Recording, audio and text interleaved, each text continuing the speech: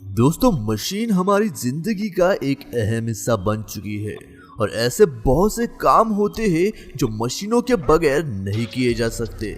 और ऐसी बहुत सारी मशीनें हैं जो हमारी रोजमर्रा की जिंदगी में इस्तेमाल किए जाने वाले खाने पीने की चीजों को बनाती है।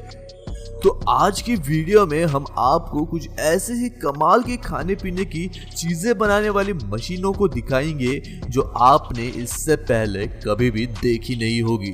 तो इसलिए वीडियो को अंत तक जरूर देखिएगा और ऐसी ही और भी मजेदार और इंटरेस्टिंग वीडियो देखने के लिए चैनल को सब्सक्राइब करके पास में दिए गए बेल आइकन को दबाकर ऑल का ऑप्शन सिलेक्ट करना मत भूलिएगा।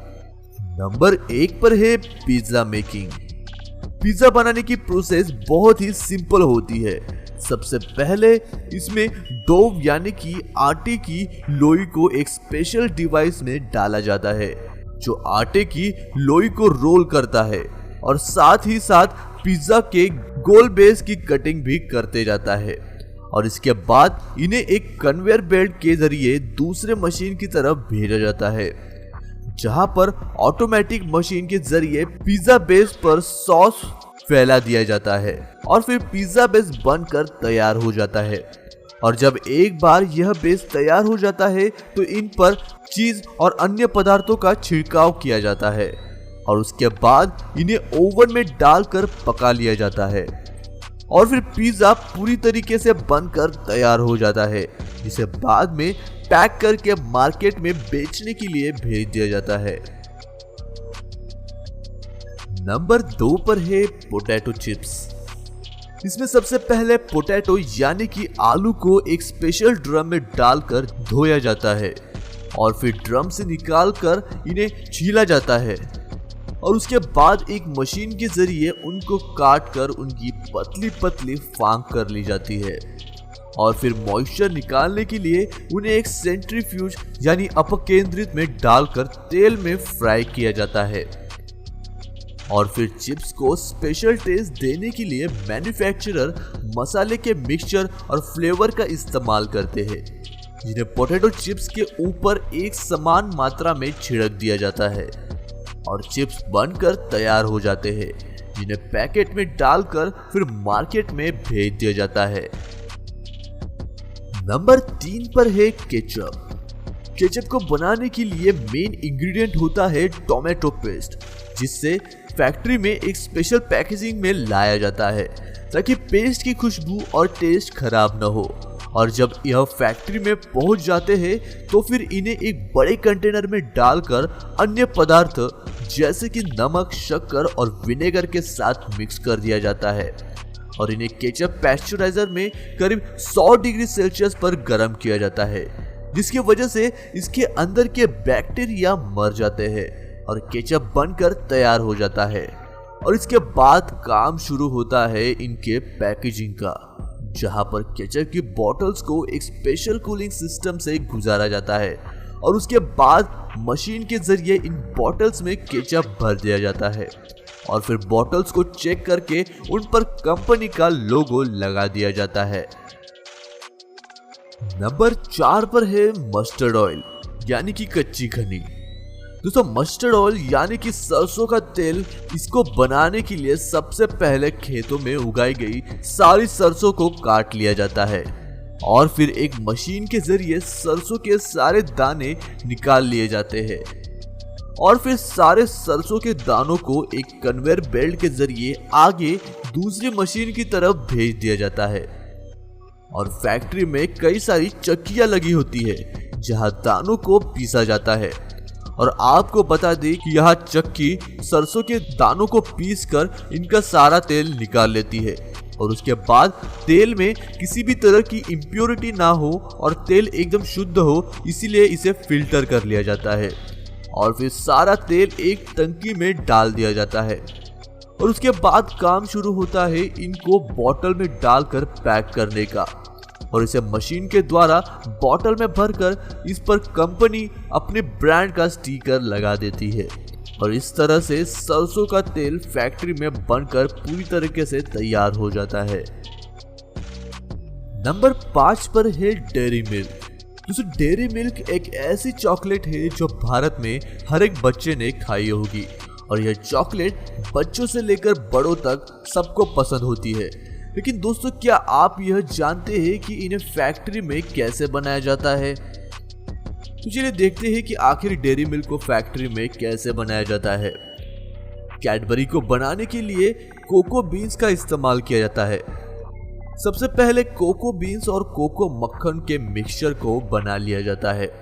और फिर इन्हें एक मशीन में डालकर दूध के साथ 5 से 7 घंटों तक मिक्स किया जाता है और फिर इस मिश्रण को ओवन में लगभग 3 घंटों तक पकाया जाता है, जिसका उपयोग डेयरी मिल्क बनाने के लिए किया जाता है। और इसके बाद इन्हें एक मिल से गुजारा जाता है जहां पर इनके अंदर कोको मक्खन डाला जाता है और फिर इन चॉकलेट्स को 3 स्टेजेस से गुजारा जाता है, जिसमें पहला स्टेज में चॉकलेट के ऊपर हाई प्रेशर डाला जाता है, दूसरे स्टेज में इसके ऊपर तड़का दिया जाता है जिससे चॉकलेट की चिकनाई निखर कर आती है और चॉकलेट दिखने में फ्रेश लगता है, और तीसरे स्टेज में इन्हें ठंडा करके डेयरी मिल्क की शेप वाले साँचों में डाल दिया जाता है जहां पर यह ठंडा होने के बाद ठोस हो जाते हैं और फिर चॉकलेट बनकर तैयार हो जाती है, जिन्हें बाद में कंपनी के पैकेट में डालकर पैक कर लिया जाता है। नंबर 6 पर है हाजमोला मैन्युफैक्चरिंग। दोस्तों हाजमोला एक ऐसी चीज है जो आपको भारत के हर एक घर में मिल जाएगी, जिसे सभी खाना पसंद करते हैं। बच्चे इसे मजे के लिए खाते हैं तो वही बूढ़े इसे पाचन के लिए खाते हैं। मगर दोस्तों क्या आप जानते हैं कि आखिर इन्हें फैक्ट्री में कैसे बनाया जाता है? तो चलिए देखते हैं कि आखिर ये फैक्ट्री में कैसे बनती है। इसे बनाने के लिए सबसे पहले इस जीरे को एक मशीन में डालकर भून लिया जाता है और उसके बाद इसके हॉपर में अन्य मसालों और इसकी सीक्रेट स्पाइसेस को डाल दिया जाता है और इन मसालों को एक साथ डालकर एक ग्राइंडर में पीस लिया जाता है और फिर इन्हें कन्वेयर बेल्ट के जरिए एक मशीन में भेजा जाता है जहां यह मशीन इस पाउडर से हाजमोला की छोटी छोटी टिकियां बना देता है और फिर इन्हें आगे ले जाकर एक मशीन के जरिए पैकेट्स में डालकर पैक कर लिया जाता है और इस तरह से आपका हाजमोला बनकर पूरी तरह से तैयार हो जाता है, जिसे बाद में मार्केट में भेजा जाता है जो मार्केट से सीधा आपके घर में पहुंचता है। दोस्तों नंबर 7 पर आता है मिंस्ड मीट यानी कि कीमा। दोस्तों हम सब यह जानते हैं कि लोग मीट से ज्यादा उसके कीमे को पसंद करते हैं, मगर दोस्तों क्या आप जानते हैं कि कीमे को फैक्ट्री में आखिर में कैसे बनाया जाता है? कीमा बनाने के लिए सबसे पहले फैक्ट्री में फ्रोजन मीट लाया जाता है जिनका तापमान 20 डिग्री सेल्सियस होता है और इसके वजह से यह मटन बहुत ही ज्यादा सख्त हो जाता है और इसीलिए पहला स्टेप होता है इनकी कटिंग का, जिसे एक मशीन में डालकर किया जाता है। आप देख सकते हैं कि यह कटिंग मशीन भी काफी अनोखी है जो मीट को काटती है और उनकी अलग अलग 3 पीसेस भी कर देती है, जिसकी मदद से प्रोडक्शन रेट काफी बढ़ जाता है और कटिंग के बाद इस मीट को एक बहुत बड़े ग्राइंडर में डालकर मीट को ग्राइंड कर लिया जाता है और फिर एक स्पेशल मशीन के जरिए मिंस मीट यानी कि कीमे को बाहर निकाला जाता है और इस तरह से कीमा फैक्ट्री में बनकर पूरी तरीके से तैयार हो जाता है, जिन्हें बाद में सुपरमार्केट और रिटेल शॉप में भेज दिया जाता है। नंबर 8 पर है ऑरेंज जूस।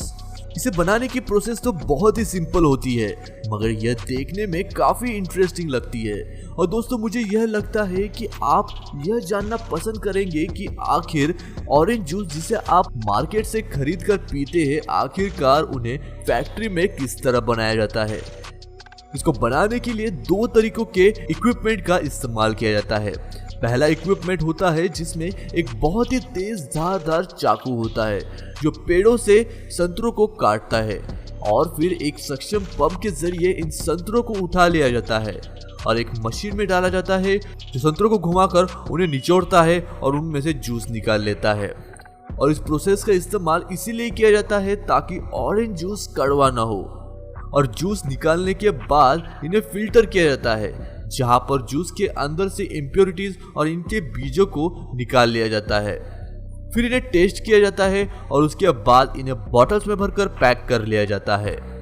तो दोस्तों इस वीडियो के लिए बस इतना ही। और आपको इस वीडियो में खाने की चीजें बनाने की कौन सी मशीन सबसे ज्यादा इंटरेस्टिंग लगी, ये हमें कमेंट सेक्शन में जरूर बताइएगा। और अगर यह वीडियो अच्छी लगी तो वीडियो को लाइक करें और चैनल को सब्सक्राइब करें।